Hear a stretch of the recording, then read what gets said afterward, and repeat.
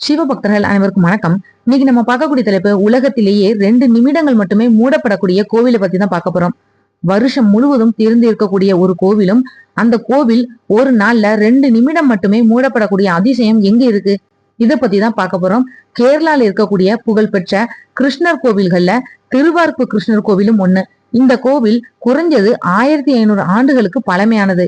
கோட்டயம் நகரத்துல இருந்து 6 to 8 kilometre தொலைவுல மீனாட்சி ஆற்றோட கரையில திருவார்பூவுல அமைஞ்சிருக்கு. வார்ப்பு அப்படின்றது மணி உலோக பாத்திரங்கள் தயாரிக்கிறதுக்காக கொள்ளர்களால பயன்படுத்தக்கூடிய வார்ப்பு.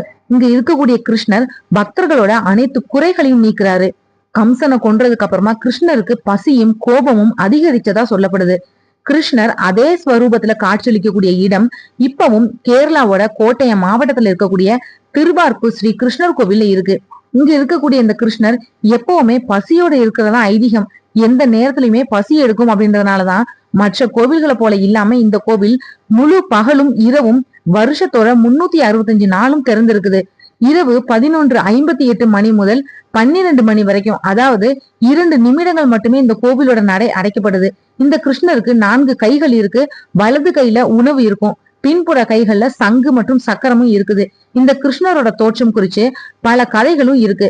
அது அனைத்துமே 4 கைகளை கொண்ட கிருஷ்ணரோட சிலைய ஒரு உருளியில, அதாவது மணி உலோகத்தால செய்யப்பட்ட தட்டையான பாத்திரத்தை மீட்டெடுத்ததை பற்றி தான் பேசுது.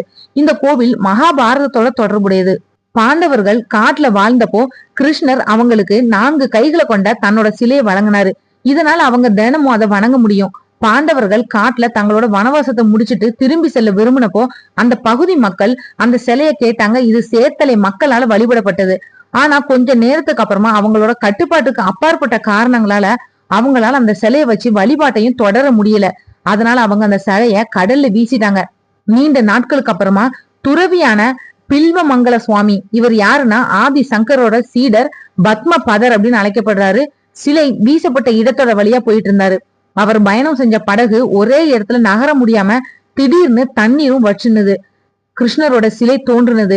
துறவி அந்த சிலையை எடுத்துட்டு மேற்கு பக்கமா பயணம் செஞ்சாரு. ஆனா படகு மேற்கு நோக்கி செல்லாம குன்னம் பள்ளிக்கார வழியா கிழக்கு பக்கமா போனது. தற்போது கோவில் அமைஞ்சிருக்கக்கூடிய இடத்தையும் அது அடையுது.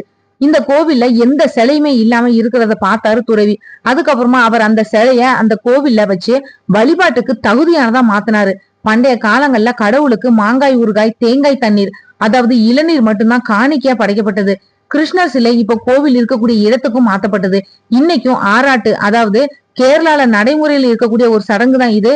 இந்த ஆராட்டு நடைபெறப்போ கிருஷ்ணரோட சிலை மடத்துக்கு கொண்டு செல்லப்பட்டு மாங்காய் ஊறுகாய் மற்றும் தேங்காய் தண்ணீர், அதாவது இளநீரும் வழங்கப்படுது. இந்த கோவில்ல சிவன், பகவதி, கணபதி, சுப்பிரமணியர், யட்சியோட சன்னதிகளும் இருக்கு. இந்த கோவில்ல இருக்கக்கூடிய கிருஷ்ணரை வணங்கி பிரசாதம் சாப்பிடுறவங்க நவக்கிரக தோஷம், கிரகண தோஷம், சந்தான தோஷம், சர்ப்ப தோஷம், விவாக தோஷம், அதாவது திருமண தோஷம், பிரம்மஹத்தி தோஷம், இதுல இருந்து விடுபடுவாங்களாம். நவ கிரகங்கள், அஷ்டதிக் பாலகர்கள் மற்றும் 33 தேவர்கள் கிருஷ்ணரோட வலுவான உறவுல இருக்கிறதாவும் நம்பப்படுது. கோட்டயம் ரயில் நிலையம் கோவில்ல இருந்து 8.2 கிலோமீட்டர் தொலைவுல இருக்கு. இறைவன் தன்னோட 4 கைகளோட மேற்கு நோக்கி இருக்கிறாரு.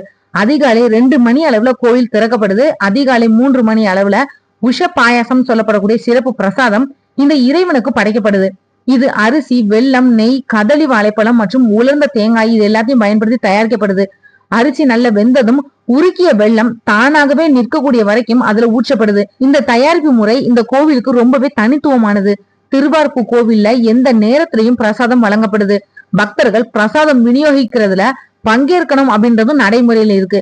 இந்த வீடியோ உங்களுக்கு பிடிச்சதா மத்தவங்களுக்கு ஷேர் பண்ணி விடுங்க. இன்னும் கிருஷ்ண பகவான் பற்றி தெரிஞ்சுக்க மறக்காம சேனலை சப்ஸ்கிரைப் பண்ணுங்க. மற்றும் ஒரு நல்ல நான் உங்களுக்கு சந்திக்கிறேன். நன்றி.